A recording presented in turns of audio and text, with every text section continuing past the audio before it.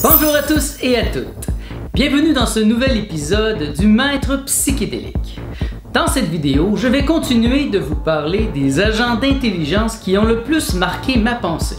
Je vous parlerai de John Lilly, Terence McKenna et de Carlos Castaneda. Si ça vous intéresse, demeurez à l'écoute.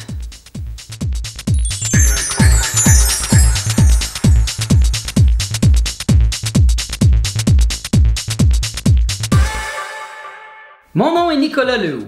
Bienvenue dans l'univers jovial de Nicolas. Dans cette série de vidéos, je vous propose un programme pour un nouvel univers. Car une nouvelle ère nécessite une pensée nouvelle.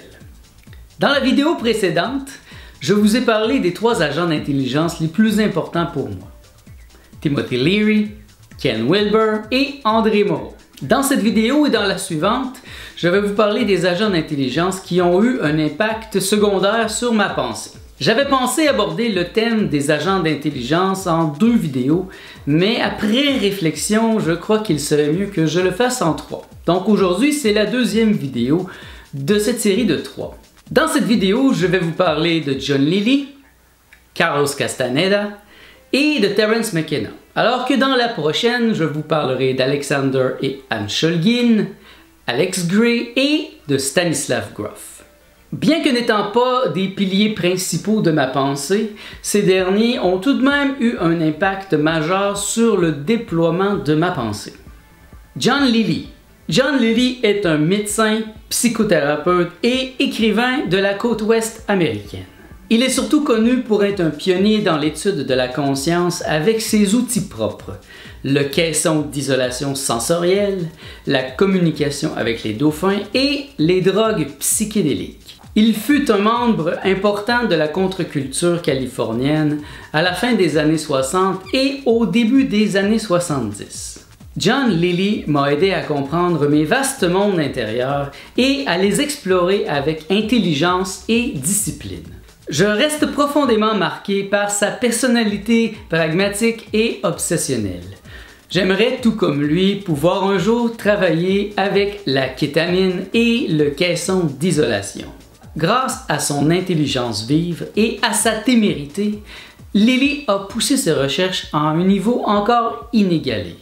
Il a plongé en lui-même et en a ramené une sagesse et une connaissance pratique des niveaux subtils de conscience accessibles à tous. Ses contacts avec ECHO, Earth Coincidence Control Office, m'ont rendu familière des expériences personnelles similaires qui auraient pu m'effrayer si je n'y avais pas été familiarisé par Lilly. Certains se moquent de moi lorsque je parle de mes voix et des extraterrestres. D'autres croient que je suis fou ou que je me moque d'eux. Mais en vérité, il est sain d'avoir ce type d'expérience lorsqu'on expérimente avec sa conscience. Lorsqu'on le libère des échanges et des transactions extérieures, dit Lilly, l'ego, ou moi, ou personnalité, a des sources nouvelles d'informations qui viennent de l'intérieur. Les recherches de Lilly avec les dauphins démontrent que sur cette planète vivent déjà des êtres avec une intelligence supérieure aux êtres humains. Avant d'essayer d'entrer en contact avec des civilisations extraterrestres, nous devrions porter attention aux mammifères qui ont déjà une intelligence égale ou supérieure aux êtres humains. Par exemple, les dauphins, les baleines et les éléphants. Ils possèdent en effet un cerveau plus gros que le nôtre, ainsi qu'un langage et une culture qui leur sont propres. Les êtres humains qui saturent la planète avec leurs ultrasons ne sont pas conscients qu'ils perturbent la vie de ces mammifères qui se servent de ces fréquences pour communiquer entre eux. Carlos Castaneda. Carlos Castaneda est un anthropologue américain connu pour ses ouvrages relatant ses expériences prétendument issues d'un mentor indien yaqui, Don Juan Matus.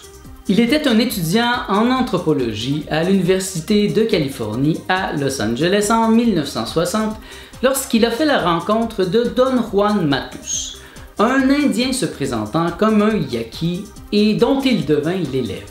L'ensemble de son œuvre découle de ses expériences et des enseignements tirés de cette rencontre, dont la réalité est toujours vivement discutée. Son livre « L'herbe du diable et la petite fumée » fut pour moi une révélation d'une violence inouïe. Je n'avais pas imaginé que l'on puisse faire des expériences si puissantes avec des psychédéliques, ni à quel point un chaman possède des connaissances donnant accès à des réalités parallèles. Après la lecture de ce livre, je n'avais qu'une envie: essayer le peyote et faire l'expérience des réalités séparées. Je découvris qu'il m'était possible d'acheter légalement du San Pedro à Montréal. Le San Pedro est un cousin proche du peyote qui contient lui aussi de la mescaline. Je n'avais pas encore eu mes premières expériences mystiques. J'étais affamé d'absolu. Je n'en pouvais plus d'être coincé dans la rationalité. Par la suite, je lus la majorité de ses livres, stupéfait par ce que j'y trouvais, car je n'avais jamais encore entendu parler des sorciers Yaqui et de leur manière de vivre. Castaneda est un conteur génial qui a su me faire comprendre comment vivre en guerrier. Toujours alerte, le guerrier voit au lieu de seulement regarder. Il est attentif aux moindres détails: la direction du vent, l'oiseau qui passe, les alliés qui approchent. Il est solitaire et courageux, il n'a pas peur de la mort et maîtrise l'art de rêver. Il est nagual, il connaît son animal de pouvoir et sait l'utiliser lorsque cela est nécessaire.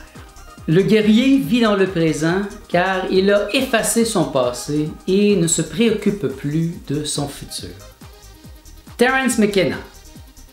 Terence McKenna, écrivain et philosophe américain, se fit connaître pour ses spéculations touchant différents sujets allant du manuscrit de Voynich, des origines de l'espèce humaine, à la théorie de la nouveauté, laquelle postule que le temps est une vague fractale de nouveautés croissantes qui culmina de manière nette en 2012.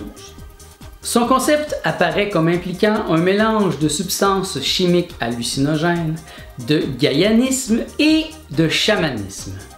Terence McKenna est venu à moi un peu plus tard. J'avais peu porté attention à lui jusqu'au jour où un jeune étudiant en philosophie à l'intelligence vive commença à fréquenter mon groupe de discussion. Fan invétéré de McKenna, il écoutait ses conférences en boucle avec ses écouteurs lorsqu'il dormait. À cette époque, je ne jurais encore que par Timothy Leary, et cela donnait lieu à des échanges enrichissants. Leary, le psychologue, et McKenna, l'anthropologue, forment deux écoles de pensée très différentes. Mais je me laissais tenter par McKenna et je ne le regrettais pas. Son univers est riche et ses idées font référence à des idées qui me passionnent tout autant. 2012, le calendrier Maya, le lien qu'ont les sociétés indigènes avec les psychédéliques, la nourriture des dieux et son usage sacramental. McKenna démontre qu'il est relativement facile de cultiver des champignons, et ce même en ville. Il démontre que les champignons donnent accès à un réseau universel de conscience qui est la partie vivante subtile du champignon et qui a sa contrepartie physique dans le mycélium, la partie végétative du champignon. Ce mycélium est composé d'un ensemble de filaments plus ou moins ramifiés appelés hyphes, que l'on trouve dans le sol ou le substrat de culture. Lorsque nous regardons à l'intérieur de nous avec la psilocybine, écrit McKenna, nous découvrons que nous n'avons pas à regarder à l'extérieur vers la promesse subtile de la vie qui circule sur des étoiles lointaines pour calmer notre solitude cosmique. Nous devrions regarder à l'intérieur. Le chemin du cœur mène à des univers tout près de nous, remplis de vie et d'affection pour l'humanité. McKenna parle souvent des machines elfes, qui sont des entités que certaines personnes prétendent rencontrer lors d'expériences psychédéliques, spécialement avec le DMT. McKenna est un conteur charismatique et prophétique.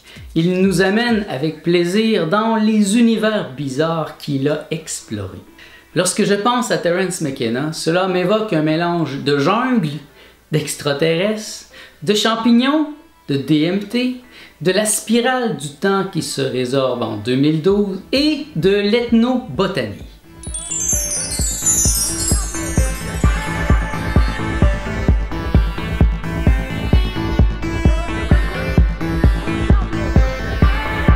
Voilà qui conclut cette deuxième vidéo à propos des agents d'intelligence qui ont marqué ma pensée. Dans la première, je vous ai parlé de Timothy Leary, Ken Wilber et de André Moreau. Dans la vidéo d'aujourd'hui, je vous ai parlé de John Lilly, Carlos Castaneda et Terence McKenna. Dans la prochaine vidéo, je vais vous parler de Alexander et Anne Shulgin, d'Alex Gray et de Stanislav Grof. Je souhaite que vous appréciez cette série du maître psychédélique qui a pour but de mieux faire connaître et comprendre les psychédéliques. Mon nom est Nicolas Lehoux. Merci d'avoir été à l'écoute de cette vidéo du maître psychédélique qui s'inscrit dans la série de l'univers jovial de Nicolas. Dans cette série de vidéos et dans toutes les vidéos que je mets sur YouTube, je vais tenter de vous proposer un programme pour un nouvel univers. Car une nouvelle ère nécessite une pensée nouvelle. Si vous avez apprécié cette vidéo, eh bien laissez-moi un pouce ou partagez-la sur vos réseaux sociaux afin de mieux faire connaître les psychédéliques. Je vous invite à vous abonner à ma chaîne afin de recevoir chaque semaine les notifications à propos des nouvelles vidéos que je vais y ajouter. Car en effet, chaque jeudi, j'ajoute une nouvelle vidéo sur ma chaîne YouTube.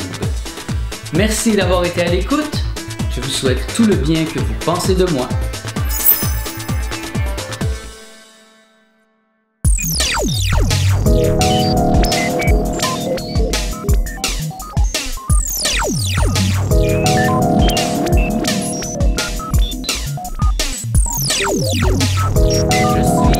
Je suis le maître psychédélique. Je ne passerai pas inaperçu encore bien longtemps.